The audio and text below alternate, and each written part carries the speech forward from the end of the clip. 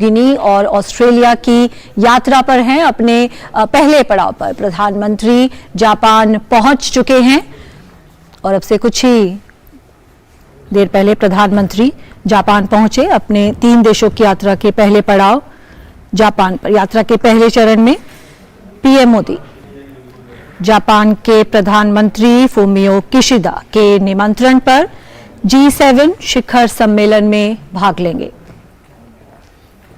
G7 सम्मेलन में कई मुद्दों पर चर्चा की जाएगी।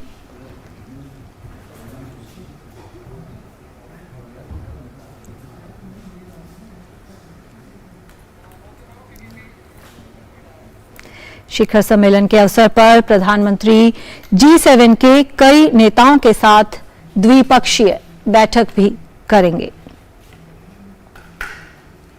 तो 3 देशों की यात्रा पर आज से रवाना हुए हैं प्रधानमंत्री नरेंद्र मोदी जापान, इसके बाद पापुआ न्यू गिनी और फिर ऑस्ट्रेलिया।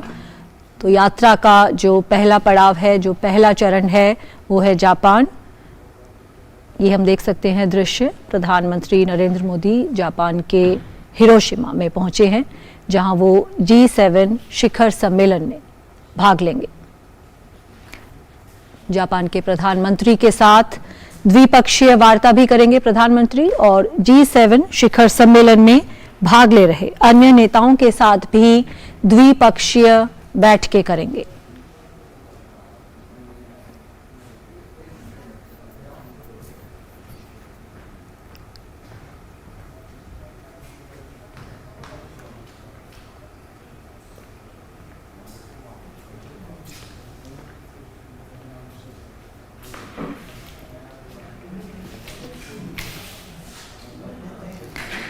प्रधानमंत्री नरेंद्र मोदी आज से 3 देशों जापान, पापुआ न्यू गिनी और ऑस्ट्रेलिया की यात्रा पर हैं। अपने पहले पड़ाव यात्रा के पहले चरण में प्रधानमंत्री जापान पहुंचे हैं। जापान के प्रधानमंत्री के निमंत्रण पर G7 शिखर सम्मेलन में भाग लेंगे प्रधानमंत्री नरेंद्र मोदी और जापान के प्रधानमंत्री के साथ द्विपक्षीय वार्ता भी करेंगे। G7 शिखर सम्मेलन में भाग ले रहे और इस पर और जानकारी देने के लिए हमारे साथ हिरोशिमा से फोन लाइन पर जुड़ गए हैं हमारे संवाददाता अमृतपाल जी। अमृत, जापान पहुंच चुके हैं प्रधानमंत्री। 3 देशों की यात्रा का पहला पड़ाव, कितनी अहम देखते हैं ये यात्रा? जी, काफी अहम यात्रा है। प्रधानमंत्री अभी कुछ देर पहले ही यहाँ हिरोशिमा एयरपोर्ट पे उनका स्पेशल प्लेन लैंड किया। अभी वो रास्ते में है। ग्रैंड शेराटन होटल है एक, जहां पर इंडियन कम्युनिटी प्रधानमंत्री के स्वागत में पूरे जापान भर से आई है। प्रधानमंत्री उनसे एक ब्रीफ इंटरैक्शन करेंगे। प्रधानमंत्री की ऑफिशियल एंगेजमेंट्स कल शुरू होंगी, जब प्रधानमंत्री कोर्ट की बैठक में हिस्सा लेंगे। फिर वो शिरकत करेंगे G7 के समिट के जो आउटरीच सेशंस हैं। कल 2 सेशंस में प्रधानमंत्री शिरकत करेंगे। उनकी कुछ बायलैटरल मीटिंग्स हैं फ्रेंच प्रेसिडेंट के साथ, कोरियन प्राइम मिनिस्टर के साथ, वियतनामीज प्राइम मिनिस्टर के साथ, प्रधानमंत्री फूमियो किशिदा जो कि होस्ट हैं उनके साथ। तो बायलैटरल एंगेजमेंट का भी पार्ट होगा। तो उस लिहाज से मल्टीलैटरल फोरम में क्वाड की मीटिंग में जो जहां इंडो पैसिफिक का मेन फोकस रहेगा और बायलैटरली आप देखें दोनों विकसित देश जिसमें ऋषि सुनाक यूनाइटेड किंगडम के वो परसों मिलेंगे, उनसे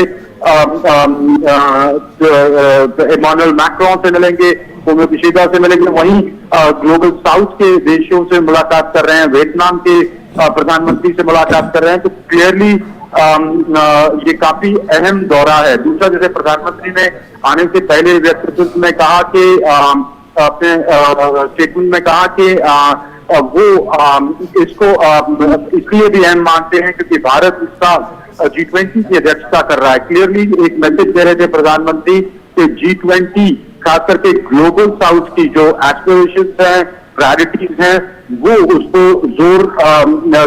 पर जोर देंगे इस समिट में कि ये जो दुनिया के 7 बड़ी और ताकतवर इकोनॉमीज हैं उनको फैक्टर इन करें ग्लोबल साउथ के प्रायोरिटीज को, क्योंकि G7 G20 का भी पार्ट है, जी। तो उस लिहाज से ये दौरा काफी अहम है। जी जी बिल्कुल, प्रधानमंत्री ने अपने वक्तव्य में कहा था कि दुनिया के सामने जो आने वाली चुनौतियां हैं उन पर वो सामूहिक रूप से विचारों का आदान प्रदान करने को लेकर उत्सुक हैं। अगर हम बायलैटरल्स की भी बात करें,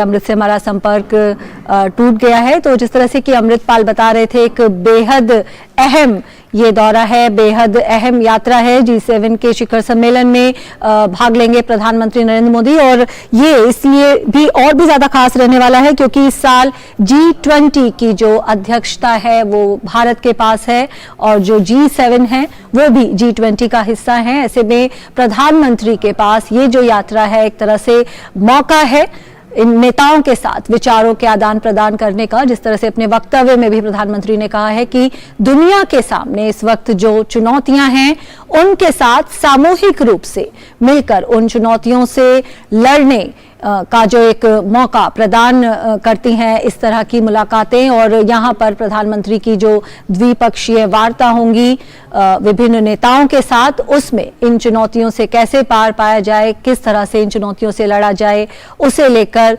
विस्तृत बातचीत होगी प्रधानमंत्री की।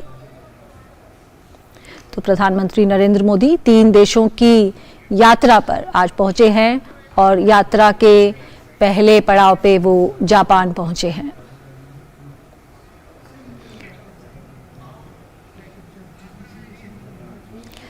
और खेल की खबरों के सिलसिले को फिर से आगे बढ़ाते हैं। अंडर 17 और अंडर